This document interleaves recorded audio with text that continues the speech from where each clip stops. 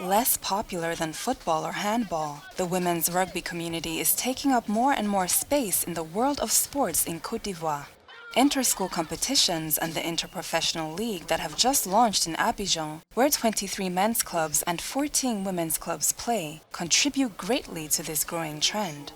Despite the limited resources available to the clubs and the national federation, nothing appears to deter Sekongo Aishata, the captain of the national women's rugby team, from her ambition to compete against other countries on the international scene.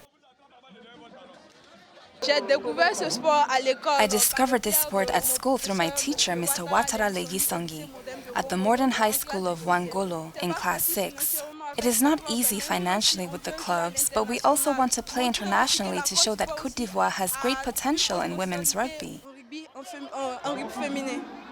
Deemed dangerous, rugby is a strong passion of these young athletes, who are sometimes forced to find pretexts or secretly escape to training. The girls do everything they can to succeed in order to convince those around them of the value of their chosen sport. In the beginning, my parents did not want me to play rugby because it is a man's sport. Sometimes we hid to go and play, or we found excuses to say we were going to gym class at school, and we were in fact going to play rugby. Leaders and former players are hard at work to meet the challenge of establishing women's rugby in the country and setting up a strong international women's team. Today,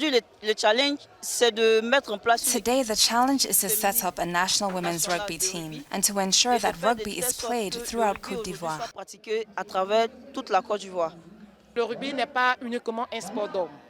Rugby is not just a man's sport. I am a woman, and I play rugby to say that rugby is also a woman's sport, and that women also have their place in rugby. And these are the values that we want to imbibe in young girls.